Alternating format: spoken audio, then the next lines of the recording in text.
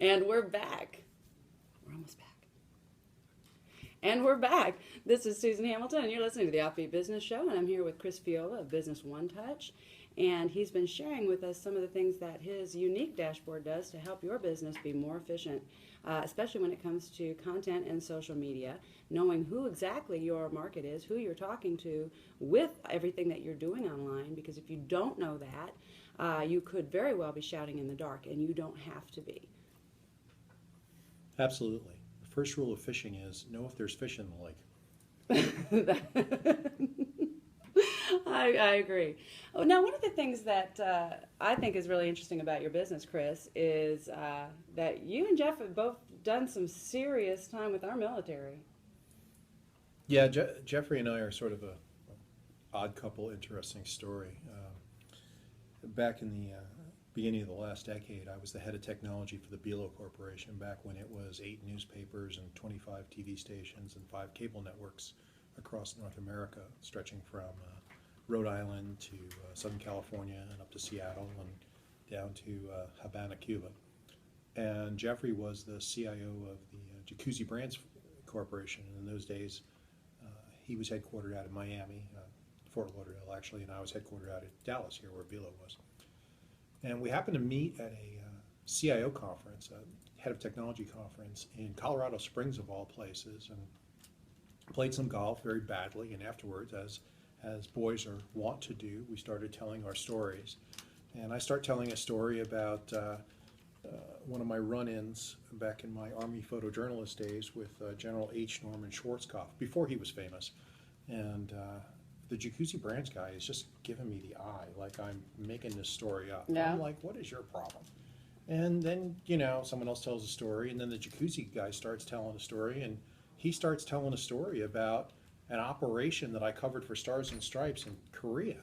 So after everyone sort of clears out, we started, who are you? And it turns out we were stationed together 3 times. Oh, wow. We never met, but we were stationed together in Korea, in Georgia, and interestingly, because Jeffrey was a Signal Corps guy laying phone lines, so he would, like for example, that Operation Team Spirit in Korea, he would come in and lay all the phone lines and set up all the preparations, all the electronics, and then he would stand down for the exercise, and then the exercise would wind up, and at the height of the exercise, the Stars and Stripes guys like me would come jet in, take pictures for 3 days, and leave. So he would come, set everything up, leave. I would come in, use all his stuff, and leave. So I was using phones he set up for me, and yet we never met. So that's so interesting. So do you think that kind of background really played into the discipline, the fact that your business got off the ground so quickly? Yeah, a lot of it is that sort of military background. It's a real sort of, each service has a sort of a flavor to it. And one of the things about the Army is what's called the field expedient method. If your Jeep breaks down 30 clicks from the nearest paved road in the middle of the Mojave Desert, you better figure out a way to fix it. No one's coming to help. Yeah. There's not a gas station. There's no cell signal. There's no dirt side assistance there in the middle of the Mojave. Figure it out. And so the military is very much so about just figuring out ways to accomplish the mission. And yeah, that is a lot of the way we carry it over into business. When we started talking about forming Business One Touch, that was a lot of the conversation. Not what could we sell or what could we build, it's how do we solve this problem? How do we take people from where they are to the kind of analytics that big companies have? The Fortune 1000 is run in a completely different way than the vast majority of businesses. And it's a shame in a way because nobody cares more about their business than small business people. Oh, that's absolutely, and that is why I'm so grateful that you agreed to come and talk with me today and to share this with our audience, because we are the backbone of America.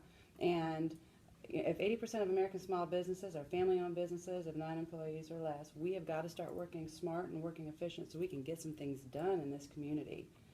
So there's some things that you're doing now with the reputation you've built your whole life in business. And what are you doing with your veterans? What are your service causes these days? There's quite a few. I mean, The thing about veterans is we don't think about it that way. Yeah. Tell me how you think about it. Veterans are kind of a family. They're people, Right. there's an interesting sort of discussion always about when people who haven't been in boot camp ask what boot camp is and what it means and how it works. And I read an interesting discussion about it the other day, about how everyone sort of comes from a culture. You were raised this way or that way, what city you were in, what type of background you have. What the Army does, or the military in general does, is it provides you with a kind of an experience to go through, a difficult experience that builds you into that culture, a new culture that you experience together. And that's why military people don't really think about it that way. It's kind of a family. It's kind of people need help, and at some point you'll need help, and they'll help you. And what would you say are the biggest areas of concern when you're looking at the scenario in American business today, in America, just the landscape? What's going on with our veterans, and where can we best support the people that have supported us? I think there's a number of areas. The transition is difficult. A lot of it depends on exactly what you were doing in the military.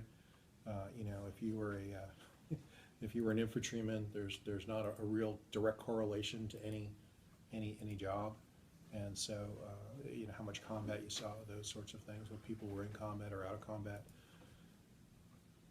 A lot of it is just the transition. When you're in the military, there's just a support structure around you at all times, and you understand how to engage with that support structure. And when you're successful, it's because you know where to push, where to pull, and where the limits are. And I think one of the difficult transitions is the fact that you get out in the civilian world and there just aren't a lot of clear-cut rules that way. And so the transition becomes difficult. One of the charities that we support is something called Montreal Living, where you have people. Aren't they doing a great job? I'm so glad you're supporting them. They are, yeah. We've held a couple of events for them, and the Friday Veterans Morning Business Formation that Grant Siebold founded has done a lot of support for them. But it shows you have people who were successful in some of the most difficult conditions conceivable, and yet come back to the real world and can't find a place, because the real world just has a different rule set than what they're used to in the military.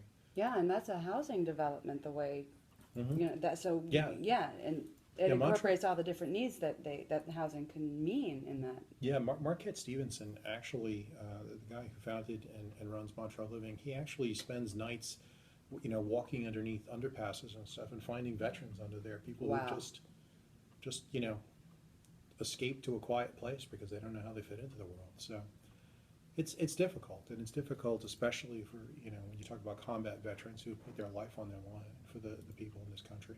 You don't really ask for a thank you, but I think we owe them. Yes. We owe them the help they need to transition back out of what they did for us. So as a business owner, what's the most important thing I could know when I'm looking at an application and I realize a veteran's applied for a job, and what do you want me to be thinking about?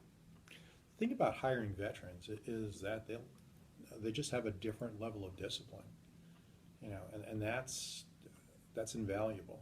It's veterans are about what they understand is accomplish the mission. They're not about how many minutes is it to clock out, how many whose job is it. We have a serious work ethic problem today, and that would be a solution, I would think. Yes, well, I think we always have. I mean, I'm a little older. Okay, I'm a lot older than the guys who are returning these days. And the men and women who are coming back now are a different generation than I am. But a lot of my success in business came down to the fact that I never thought about it that way. It wasn't time to go home or not time to go home. It was, did I finish what I set out to do? I love that. Love that. Thank you. And that was entirely from a guy named Richard K. Parker, okay, because you never forget your drill sergeant's name. He was a short, sawed-off special forces guy who I was terrified of, and it took him about a month to convince me that the biggest dead weight on my life and my career was me. Yeah, that's got to impact you as a man in business for the rest of your life, and Yes. as a father, I imagine. Absolutely. Yeah. Absolutely. Well, that's really encouraging, Chris. Listen, If my audience wants to know more about this dashboard, what do they have to do to find out more about your company and your products? Just come to our website, www.businessonetouch, all one word, businessonetouch.com, and sign up. We'll take a look at what you're doing right now with social media. We'll give you a free evaluation and explain not only how you could do it better, but how you could start turning all that time you spend fishing into dinner. Absolutely, absolutely, and for the cost of using this tool on a regular basis, friends, you could easily nickel and dime that same amount of money away on the different tools that are available today. There is not one platform out there that is doing what Business One Touch is doing. I've tried them, and I'm very excited about this and the fact that it's affordable for average business today. And so I hope that you take a few moments and go check out his website and reach out to Chris. And Chris, if they were going to support Montreal Living, do you have that website in your memory? MontrealLiving.com. Does anyone No, of you guys have it? I don't have it. It's on my head. Sorry. Okay, we'll edit that out. All right. Do you have any other website that you would like to share with our audience that they might use? Just where could they learn? Where can our audience learn more about supporting veterans? Got any good ideas here? Go to our meetup site. Yeah. Okay. Yes. Yeah.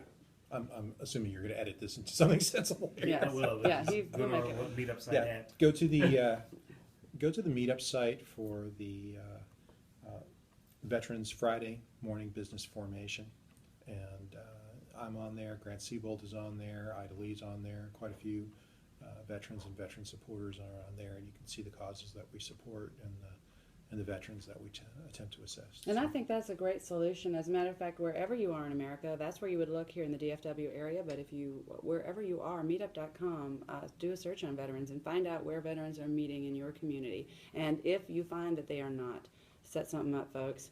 Start getting together and talking about this and learning how you can support each other. Hey, this was a good time. Chris, thank you so much for your time with us today. I appreciate you. Thanks for having me. Hey, thanks for what you're doing for American business. Huh, we're going to get this taken care of. Hoorah. Hoorah. Until next time, this is Susan Hamilton. You've been listening to the Offbeat Business Show. Yeah, hoorah. Looking on, hell.